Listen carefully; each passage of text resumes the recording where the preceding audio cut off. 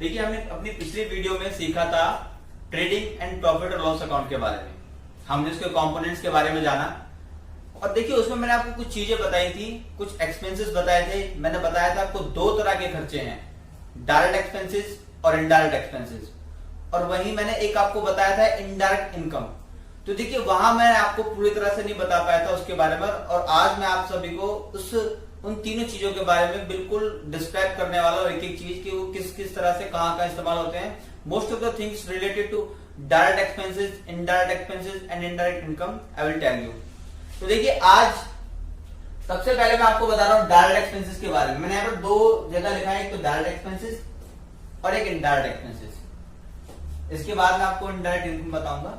सबसे पहले देखिए यहां पर जो मैंने लिखा है डायरेक्ट एक्सपेंसेस, मैंने आपको बताया था कि डायरेक्ट एक्सपेंसेस वो खर्चे होते हैं जब हम किसी सामान को खरीदते हैं, खरीदते वक्त किए गए खर्चे, या फिर उत्पादन करते वक्त यानी कि मैन्युफैक्चरिंग करते वक्त जो हमने खर्चे किए हैं, उन खर्चों को हम डायरेक्ट एक्सपेंसेस में काउंट करते हैं। उसके अलावा जो भी खर्चे होते हैं वो इनडायरेक्ट होते हैं। समझाऊंगा कैसे कैसे। देखिए सबसे पहले यहां मैंने लिखा है डायरेक्ट एक्सपेंसेस में, ये मैंने लिस्ट लिखी है। सबसे पहले मैंने लिखा है फ्रेट एंड कैरेज इनवर्ड। देखिए फ्रेट एंड कैरेज का मतलब होता है भाड़ा, किराया। किस चीज का किराया? जब भी हमने कोई सामान खरीदा, जो भी हमने कोई सामान जब खरीदा तो खरीदने के बाद उस सामान को अपने पास लेके आए, अपने स्टॉक में लेके आए, अपने ऑफिस एड्रेस में, अपने फैक्ट्री एड्रेस तक जो हम लेके आए, वहां तक लाने का जो खर्चा हुआ यानी कि इनवर्ड आया, तो वो जो खर्चा है डायरेक्ट एक्सपेंसेस है, फ्रेट एंड कैरेज इनवर्ड। उसके अलावा कस्टम एंड इंश्योरेंस। देखिए जब भी हम कोई सामान खरीदते हैं, जब बाहर किसी देश से जब हम कोई सामान खरीद रहे हैं तो वहां पर एक ड्यूटी लगती है, कस्टम ड्यूटी, और सामान का इंश्योरेंस किया जाता है जो हम सामान खरीद रहे हैं। तो उस सामान का जो इंश्योरेंस कराया है और जो कस्टम जो हमने पेड किया है वो भी डायरेक्ट एक्सपेंसेस है, क्योंकि ये भी सामान के खरीदते वक्त का खर्चा है। ठीक। उसके बाद है वेजेस, मजदूरी। अब देखिए क्या होता है, मजदूरी का यहां पर क्या मतलब है, ये हम तभी देते हैं जब हम किसी से कोई काम कराते हैं और हाथों हाथ उसकी पेमेंट कर देते हैं। एक एग्जांपल लेते हैं कि हमने एक मशीन ली है और वो मशीन हम अपने ऑफिस एड्रेस तक ले आए, लेकिन क्या है वो मशीन इतनी भारी है कि हम उसे अपने हाथों से ले जाकर के नहीं ले जा सकते अंदर तक भी। हमने 4 मजदूरों को पकड़ा और उन मजदूरों को बोला कि भाई ये मशीन ले जाकर के हमारे स्टॉक में, हमारे गोडाउन तक रखवा दीजिए या हमारे फैक्ट्री एड्रेस तक अंदर रखवा दीजिए। अब जब हमने उस मशीन को रखवाया तो उनको हाथों हाथ पेमेंट कर दी। मशीन रखवाई, सामान रखवाया और हाथों हाथ पेमेंट कर दी, यानी कि मजदूरी हमने तुरंत उनको पेड कर दी। जब भी हमने काम कराया तब तुरंत जो हमने पेड कर दिया वो होती है वेजेस यानी कि मजदूरी। उसके बाद है गैस, वाटर एंड फ्यूल। देखिए मैन्युफैक्चरिंग के वक्त जब भी हम किसी वस्तु का उत्पादन कर रहे हैं, जब भी हम किसी चीज का निर्माण कर रहे हैं, मैन्युफैक्चरिंग कर रहे हैं, तो मैन्युफैक्चरिंग के टाइम पे मान लीजिए कि हम कोई ऐसा प्रोडक्ट बना रहे हैं जिसको हीट के लिए हमें गैस की जरूरत पड़ती है, या उसके इंजन के लिए हमें फ्यूल की जरूरत पड़ती है, तभी तो मैन्युफैक्चरिंग होगी, तभी तो मशीनें चलेंगी। या फिर उसको कूल करने के लिए उसको हमें वाटर की जरूरत पड़ती है। तो ये जो सारे खर्चे हैं मैन्युफैक्चरिंग के टाइम पे कर रहे हैं, तो ये डायरेक्ट एक्सपेंसेस का ही एक पार्ट है। उसके बाद है फैक्ट्री एक्सपेंसेस। देखिए फैक्ट्री का मतलब क्या है, जहां पर किसी वस्तु का निर्माण हो रहा होगा, मैन्युफैक्चरिंग हो रही होगी, उस स्थान को फैक्ट्री बोलते हैं। तो उस फैक्ट्री में जो खर्चे होते हैं यानी कि मशीनों के जो खर्चे होंगे, या आप इससे अंदाजा लगा सकते हैं कि मशीनों में हम लुब्रिकेंट डालते हैं या ग्रीसिंग डालते हैं, ग्रीसिंग करते हैं, तो वो जो सारे खर्चे हैं वो फैक्ट्री एक्सपेंसेस होते हैं और वो the part of direct expenses, क्योंकि ये हम मैन्युफैक्चरिंग के वक्त ही कर रहे हैं। उसके बाद देखिए रॉयल्टी ऑन प्रोडक्शन। देखिए कुछ प्रोडक्ट ऐसे होते हैं जो हम किसी बड़ी कंपनी से खरीदते हैं, तो वो क्या करते हैं कि मान लीजिए कि हमने किसी से फ्रेंचाइजी ली है, तो फ्रेंचाइजी करने के लिए मैं अपनी एक स्वीट्स कॉर्नर खोल रहा हूं, अपना स्वीट की शॉप खोल रहा हूं। अब मैं बीकानेर से अपनी फ्रेंचाइजी लेता हूं। तो फ्रेंचाइजी के लिए मैं ही बनाऊंगा मटेरियल, मैं ही सारे जो स्वीट्स है मैं खुद बनाऊंगा, लेकिन बीकानेर का नाम होगा। तो बीकानेर से मैंने लाइसेंस फीस दिए उसको, मैंने फ्रेंचाइजी के पैसे दिए, तो वो रॉयल्टी और प्रोडक्शन होते हैं। तो ये भी हमारे डायरेक्ट एक्सपेंसेस हुए। उसके बाद है कार्गो एक्सपेंसेस, शिपिंग एक्सपेंसेस। देखिए ये सेम खर्चे ऐसे ही जैसे फ्रेट एंड कैरेज इनवर्ड मैंने आपको बताया था। जब भी हम कोई सामान खरीद रहे हैं तो उसको लाने, अपने ऑफिस एड्रेस तक, अपने फैक्ट्री एड्रेस तक लाने का जो खर्चा है वो हमारे शिपिंग एक्सपेंसेस, कार्गो एक्सपेंसेस या फिर freight and carriage inward expenses है। ये देखिए वही खर्चे हैं, यानी कि कार्गो एंड शिपिंग का मतलब है कि सामान को लाने का खर्चा। याद रखना ये इनवर्ड है, जब हम कोई सामान खरीद रहे हैं उस वक्त, आउटवर्ड होगा तो डायरेक्ट हो जाएगा। अभी यही याद रखना है, जो भी सामान खरीद रहे हैं, खरीदते वक्त का खर्चा, मैन्युफैक्चरिंग के वक्त का खर्चा डायरेक्ट एक्सपेंसेस कहलाता है। उसके बाद देखिए import duty, custom duty.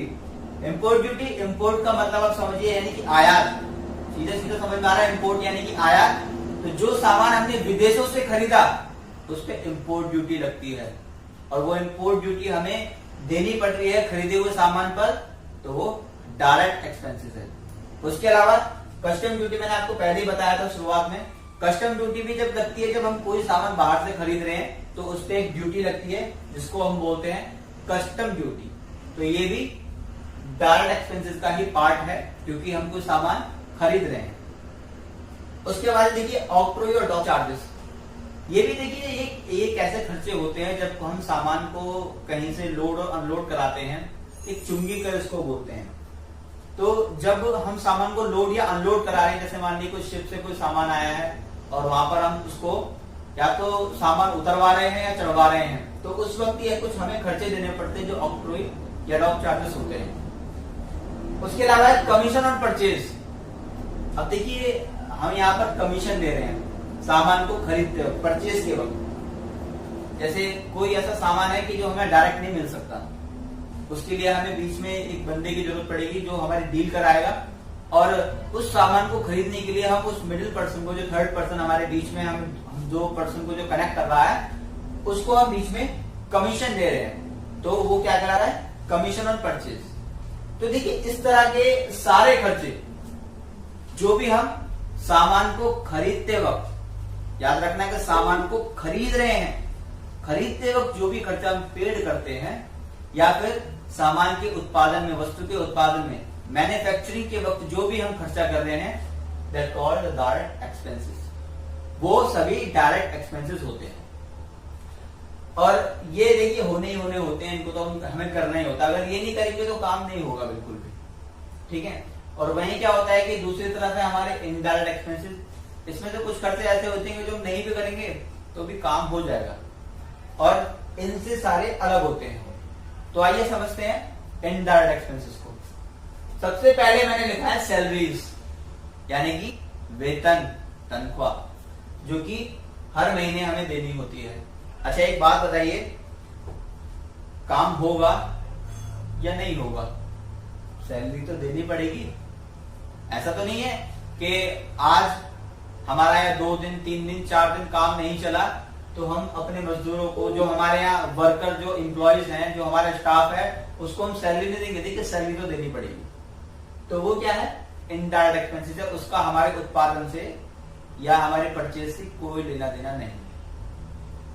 Office rent, जो हमने ऑफिस अपना रेंट पे ले रखा है, अगर हमारा 2 दिन 4 दिन 10 दिन काम नहीं चलेगा, मैन्युफैक्चरिंग नहीं होगी, या सामान नहीं खरीदेंगे, या सेल नहीं होगी, तो क्या हमारा जो ओनर है उस जगह का, वो हमारा, या चाहे प्रोडक्शन हो या ना हो। उसके बाद है देखिए लाइटिंग, हमने अपने ऑफिस को चमकाने के लिए चारों तरफ लाइट लगा दी, तो वो जो लाइटिंग का जो एक्सपेंसेस है वो हमारा इनडायरेक्ट एक्सपेंसेस है, क्योंकि इसका हमारे मैन्युफैक्चरिंग से या फिर परचेज से कोई लेना देना नहीं है। लीगल चार्जेस, उसके बाद समझिए क्या है लीगल चार्जेस। लीगल चार्जेस वो खर्चे होते हैं कि जब भी हम अपना किसी भी चीज में रजिस्ट्रेशन लेते हैं, तो रजिस्ट्रेशन के वक्त जो भी डॉक्यूमेंटेशन होती है, जो भी रजिस्ट्रेशन के एक्सपेंसेस होते हैं, या हमने किसी एडवोकेट से या किसी सीए से अपने कोई डॉक्यूमेंट्स तैयार कराए, कहीं रजिस्ट्रेशन लिया है, तो वहां पर जो हम चार्जेस पे करते हैं वो लीगल चार्जेस कहलाते हैं। उसका भी हमारा सेल या उसका भी हमारा परचेज से या मैन्युफैक्चरिंग से कोई लेना देना नहीं है। उसके बाद देखिए पोस्टेज।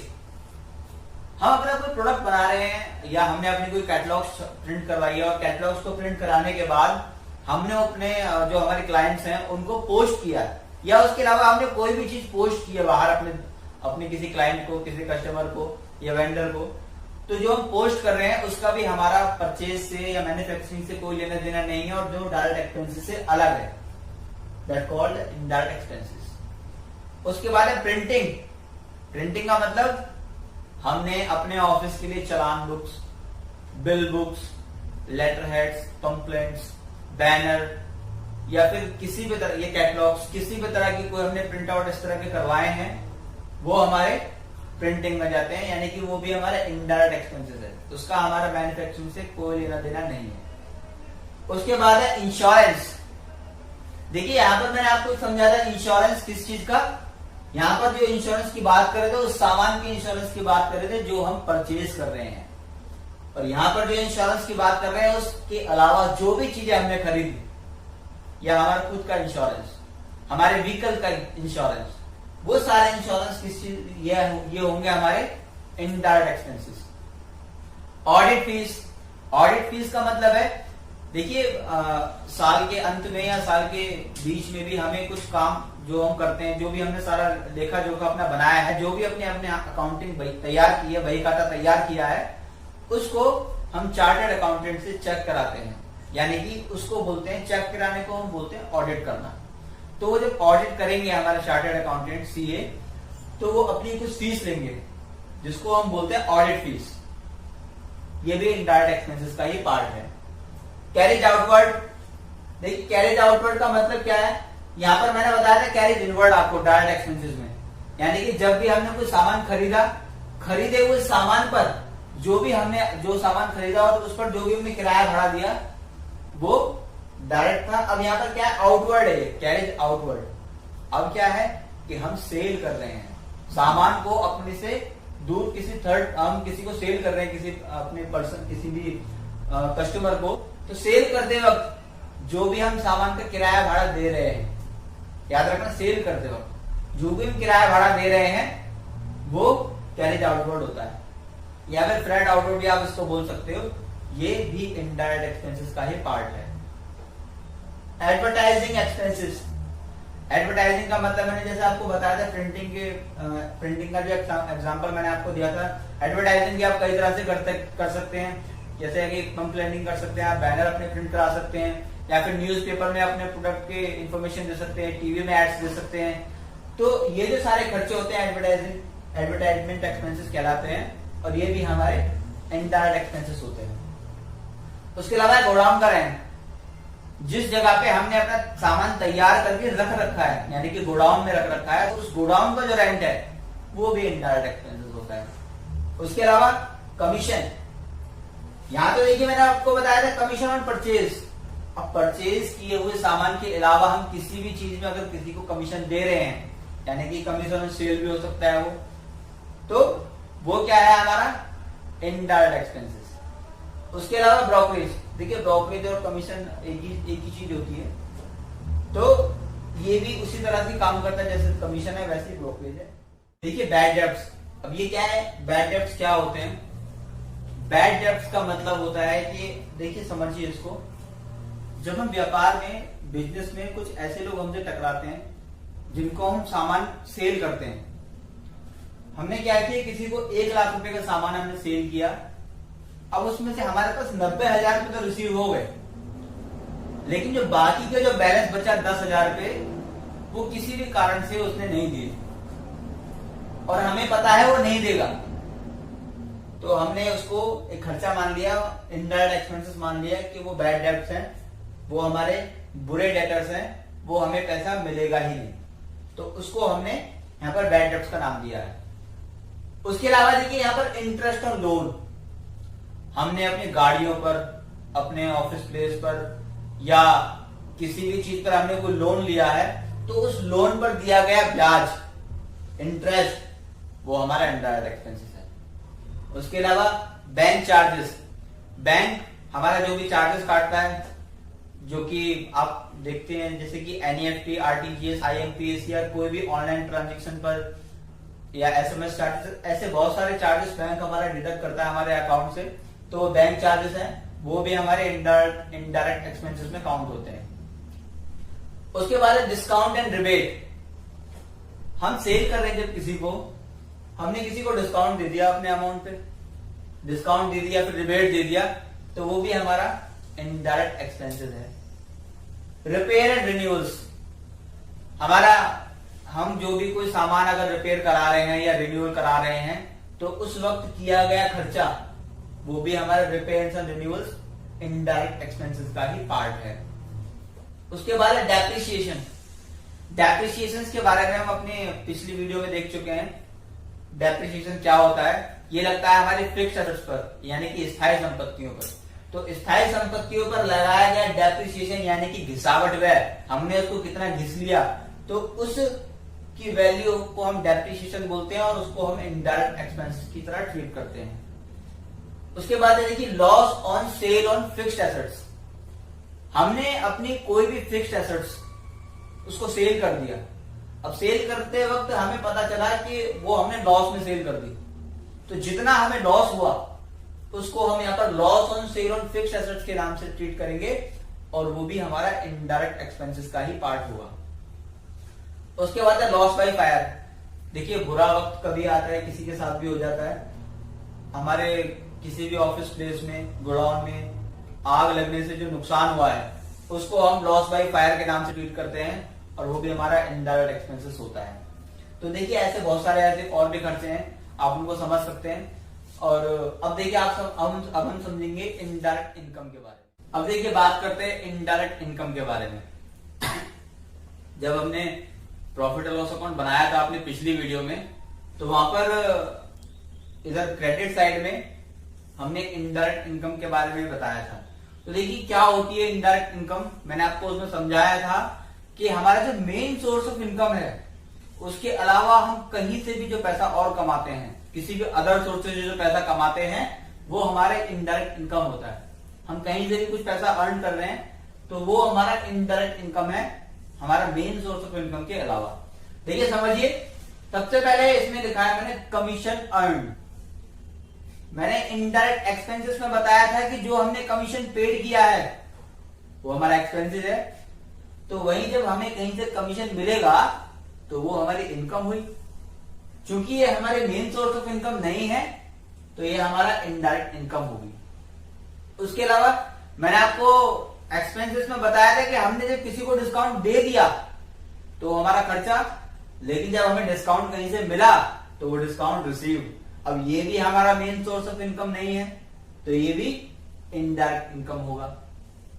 इंटरेस्ट रिसीव, जब हमने इंटरेस्ट किसी को पेड किया तो खर्चा, और जब हमें इंटरेस्ट कहीं से मिला तो इंटरेस्ट रिसीव। अब ये भी हमारा मेन सोर्स ऑफ इनकम नहीं है, ये भी हमारा इनडायरेक्ट इनकम है। डिविडेंड रिसीव, देखिए डिविडेंड क्या होता है, लाभांश। हमने मान लीजिए किसी और कंपनी के शेयर्स खरीद रखे हैं, हम किसी और कंपनी के शेयर्स होल्डर भी हैं, तो उस शेयर पर जो भी हमारा प्रॉफिट, जो भी हमारा लाभांश होगा, जो हमें मिलेगा उसको डिविडेंड बोलते हैं। तो वो जो पैसा हमें मिला वो भी हमारा इनडायरेक्ट इनकम है, क्योंकि डिविडेंड हमारा मेन सोर्स ऑफ इनकम नहीं है, हमारा अपना बिजनेस चल रहा है अलग। उसके अलावा देखिए मैंने आपको बताया था एक्सपेंसेस में कि जब हम कोई फिक्स्ड एसेट को सेल कर रहे हैं और सेल करते वक्त लॉस हुआ तो वो लॉस को हमने कहां पे कैलकुलेट, कहां पे ऐड किया था हमने, इसके अलावा है इंश्योरेंस क्लेम। हमने कोई इंश्योरेंस करा रखा था अपना और उस इंश्योरेंस की मैच्योरिटी हो चुकी है, वो हमने क्लेम कर लिया, वो पैसा हमें मिल गया, तो वो भी हमारा इनडायरेक्ट इनकम होगा। तो इस तरह के जो भी इनकम होंगी जो हमारा मेन सोर्स ऑफ इनकम से अलग होंगी वो इनडायरेक्ट इनकम में हम काउंट करते हैं। फ्रेंड्स वीडियो आपको कैसी लगी कमेंट से बताइएगा, और आपको कुछ पूछना है तो हमें कमेंट करके पूछ सकते हैं। ओके, और जो हमारे यूट्यूब चैनल को सब्सक्राइब कर ले ताकि और वीडियो का नोटिफिकेशन आपको मिलता रहे।